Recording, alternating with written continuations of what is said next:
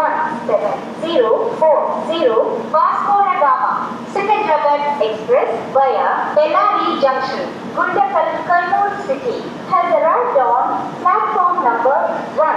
হোসপেট থেকে যাওয়া যাচ্ছে হাম্পি। অপূর্ব সুন্দর এই ভিউটা। মহাত্মা গান্ধী 1921 সালের 1 অক্টোবর এই বল্লারি স্টেশনে প্রায় 8 ঘন্টা সময় কাটিয়েছিলেন। কিন্তু এবারে ছেলেগুলোদের না খাওয়ালে আমাকে ধরে পিটবে। হচ্ছে ভারতবর্ষের টেক সিটি হায়দ্রাবাদে।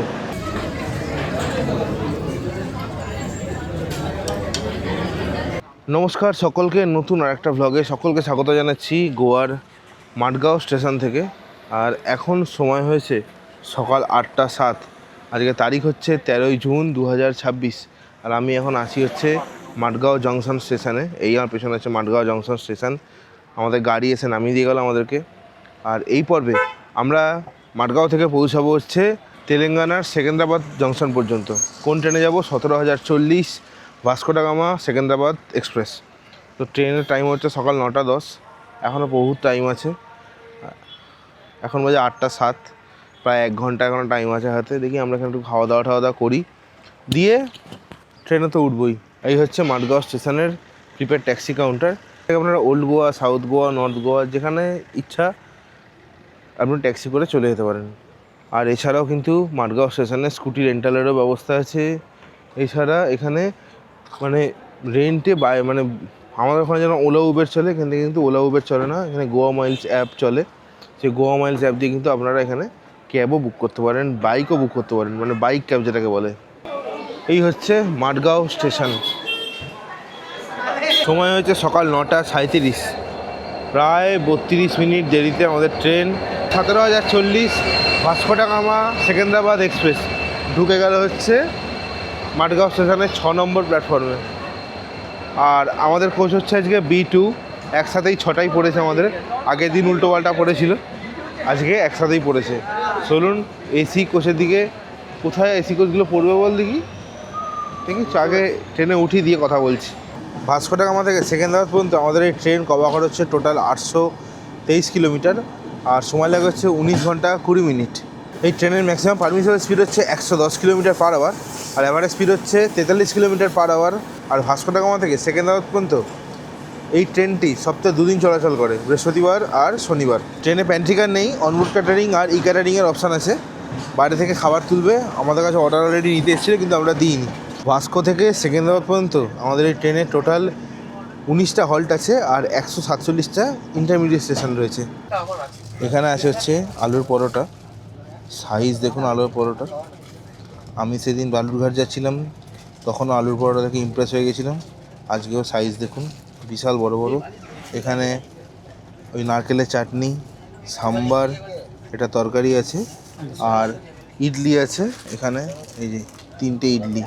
আলুর পরোটাগুলো দুটো 80 টাকা নিয়েছে। আলুর পরোটা একটু খেয়ে দেখি কেমন খেতে। এটা বেশ মোটা সোটা আছে, আর ভিতরে আলু খুব একটা বেশি নেই, তবে মোটামুটি ঠিকই আছে। এই দেখুন, এটা কি তরকারি দিয়েছে একটা, এখানে এটা ছোলার তরকারি, ভালো কাজে। আর এখানে এরকম ইডলি নিয়েছি, 3 পিস ইডলি 40 টাকা নিয়েছে। বেশ নরম আছে ইডলিগুলো। এটাকে সাম্বারে ডোবাই, নর্মাল খেতে, একদম হালকা পাতলা। আর নারকেলের চাটনিটা সবই তৈরি হচ্ছিলো গরম গরম। আমি সেখান থেকে নিয়ে এসেছি। মাডগাঁও স্টেশনে 1 নম্বর প্ল্যাটফর্মে আসা হচ্ছে ফুডকার্ট, সেখান থেকে নিয়েছি। আমাদের ট্রেন এই জাস্ট কুলেম স্টেশন ছাড়লো। কুলেম স্টেশনে 5 মিনিটের হল্ট আছে।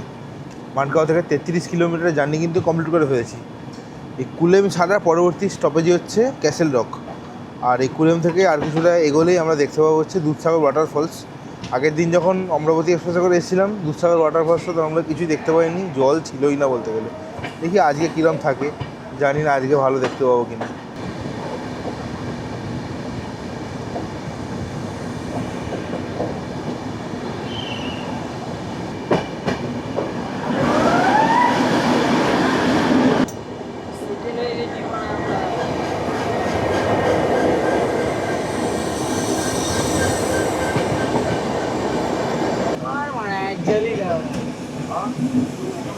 দুধসাগর ওয়াটারফলস।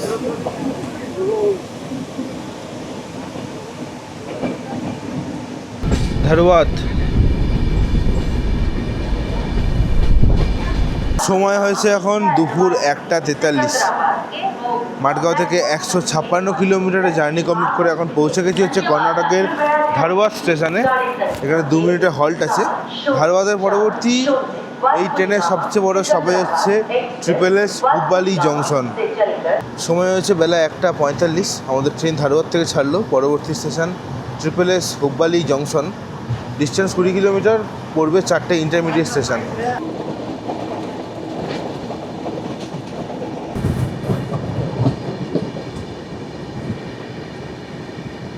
की है आंटी?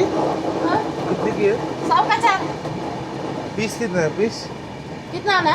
एक पीस चाहिए खाने का। एक पीस। दीजिए ना, ये वाला दे दीजिए ना, ये वाला ए? हाँ। कितना? 20 है, 50 का ले और 3 दे तो नहीं तो। नहीं मैं खाने तो एक ही है। एक दूँ? 10 नहीं होगा ये। 10 रुपये नहीं आता भैया।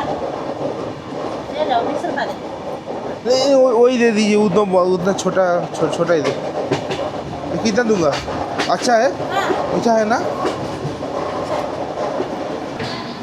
হুবলি জংশন। সময় আছে এখন দুপুর 2:14। মাঠগাঁও থেকে 178 কিলোমিটারের জার্নি কভার করে পৌঁছে গেছি হচ্ছে কর্ণাটকের সবচেয়ে বড় জংশন স্টেশন এবং পৃথিবীর সবচেয়ে লম্বা প্ল্যাটফর্মের স্টেশন। সেটা হচ্ছে SSS হুব্বালি জংশন। এখানে আমাদের ট্রেনের হল্ট হচ্ছে 10 মিনিট। এর আগের ভিডিওতে দেখেছিলাম যে আমি হুব্বালি নিয়ে অনেক তথ্য দিয়েছিলাম, যেটা হচ্ছে অমরাবতী এক্সপ্রেসের। আর এখানে এখন নতুন করে তথ্য দেওয়ার কিছু নেই। আমাদের এই হুব্বালি জংশনে কিন্তু খাবার নিতে হবে। যদি যারা আপনারা ইকারেটিং থেকে অর্ডার দেবেন, হুব্বালিতে কিন্তু ইকারেটিং আছে। এই মাঠগাঁও থেকে আসার পথে এত নেটের প্রবলেম হচ্ছিল যে খাওয়ার অর্ডারই দেওয়া হয়নি। দেখি এখান থেকে কোনো খাবার আবার তুলতে হবে। এটা হচ্ছে তুঙ্গভদ্রা নদী, নদীতে জলই নেই। বাহ, সুন্দর লোকেশনটা। ওইদিকে দূরে দেখা যাচ্ছে তুঙ্গভদ্রা ড্যাম।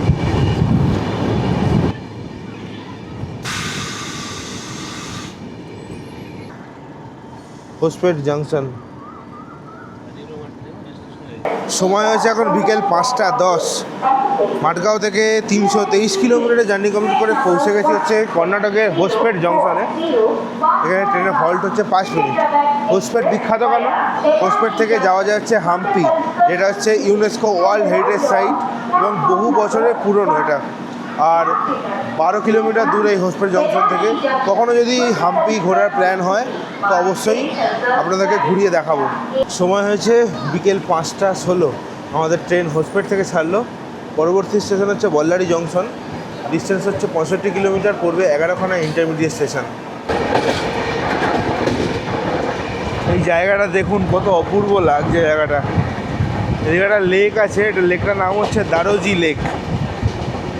পশ্চিম আকাশে সূর্য অস্ত যাচ্ছে আর এইদিকে দেখুন সুন্দর দারোজি লেক, আর তার পাশ দিয়ে ছুটে চলেছে আমাদের লাল রঙের LHB কোচের 17,040 ভাস্কো দা গামা সেকেন্দ্রাবাদ এক্সপ্রেস।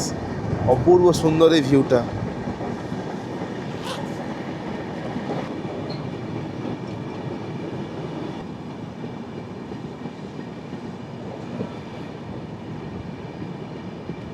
ওদিক দিয়ে ক্রস করছে হচ্ছে তিরুপতি হুব্বালি এক্সপ্রেস। ওহ, কি দারুণ লাগছে জায়গাটা। একদিক দিয়ে লাল LHB আর একদিক দিয়ে হচ্ছে পুরনো ICF।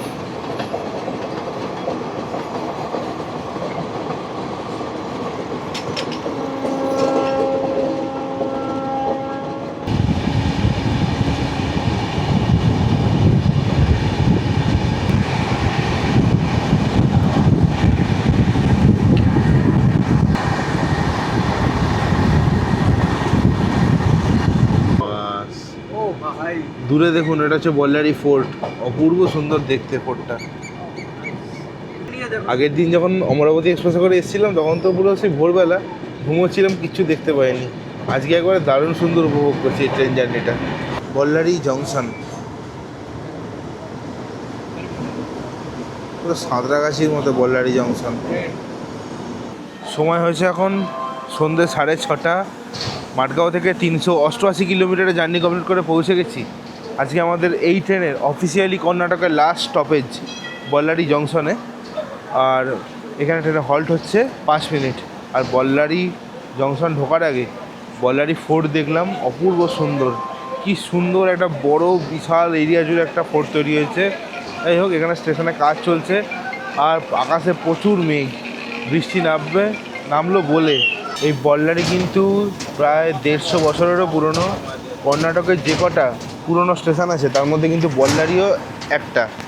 বলা হয় যে মহাত্মা গান্ধী 1921 সালের 1 অক্টোবর এই বল্লারি স্টেশনে প্রায় 8 ঘন্টা সময় কাটিয়েছিলেন।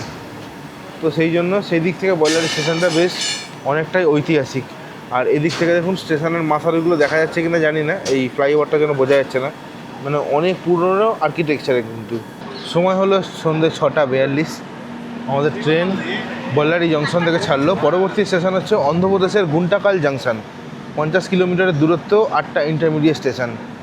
আর এরপরে কর্ণাটক শেষ হয়ে আমরা ঢুকবো হচ্ছে অন্ধ্রপ্রদেশ রাজ্যে, তারপর তেলেঙ্গানা। সময় হয়েছে এখন বিকেল 7:49। মাঠগাঁও থেকে 438 কিলোমিটার জার্নি কমপ্লিট করে পৌঁছে গেছি হচ্ছে অন্ধ্রপ্রদেশের গুন্টাকাল জংশনে। আজকে আমাদের এই ট্রেনের এই গুন্টাকালই হচ্ছে অন্ধ্রপ্রদেশের ফার্স্ট অফিসিয়াল স্টেশন।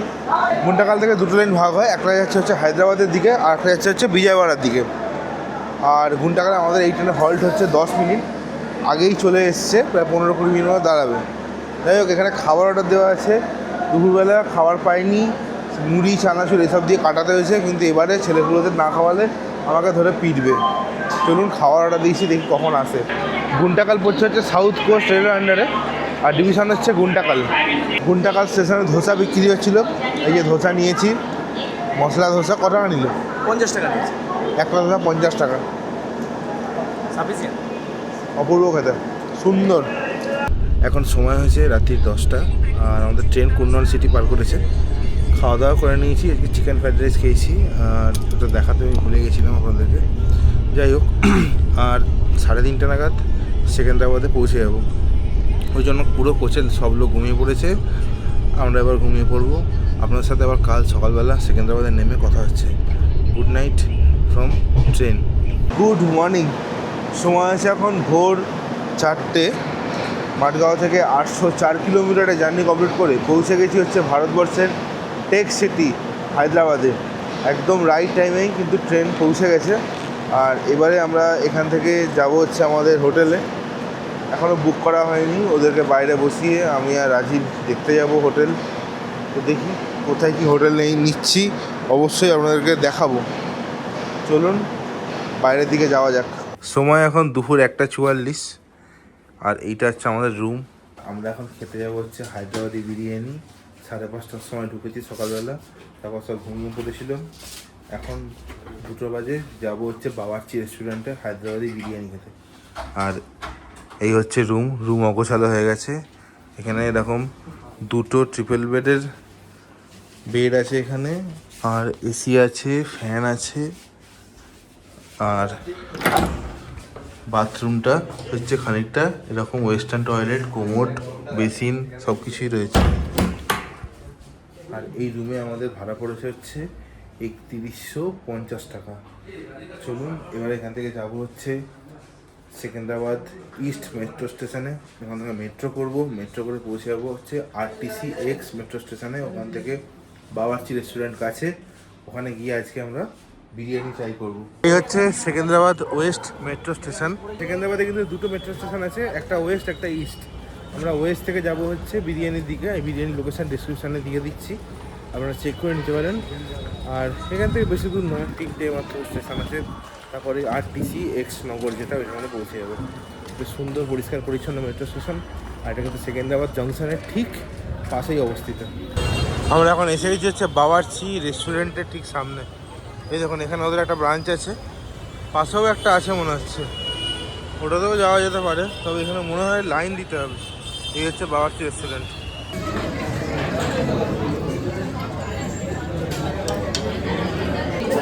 চলে এসেছে আমাদের বাওয়ার্চি রেস্টুরেন্টের মটন বিরিয়ানি। এই হচ্ছে বিরিয়ানিটা, আর এর মধ্যে কিন্তু প্রচুর মটনের এরকম চান্স আছে, এরকম এখন এই যে নরম একদম তুলতুল করছে, আর অপূর্ব খেতে। রাইসটা টেস্ট করে দেখা যাক। সুগন্ধি চাল, ব্যাপক লাগছে, ব্যাপক। তার সাথে দিয়েছে এরকম সালানটা একটু খেয়ে দিই কেমন খেতে। আর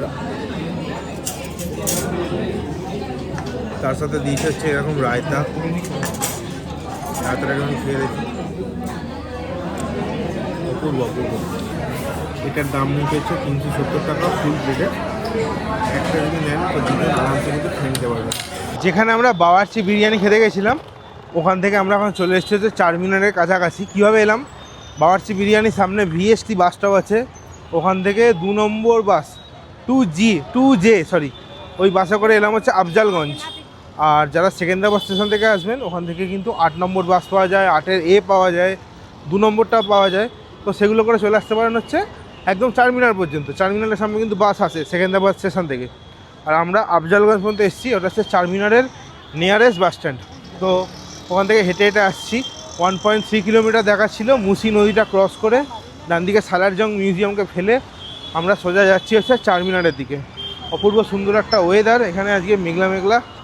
খাওয়া দাওয়া করার পরে বেশ আরাম লাগছে। যাই হোক, চলুন চারমিনারের সামনে গিয়ে বাকি কথা হচ্ছে।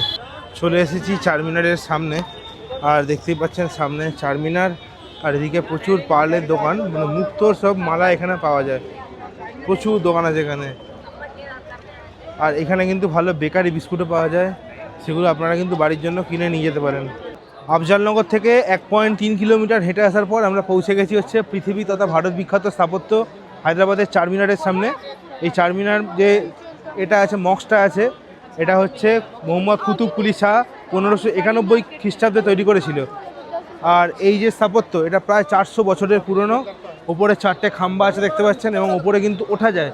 ওর ওপরে দেখতে পাচ্ছেন লোক আছে, সকাল 10টা থেকে বিকেল 5টা পর্যন্ত উপরে উঠতে পারবেন। এখন 4:30 বাজে, আমরা এখন উঠতে পারবো আশা করছি।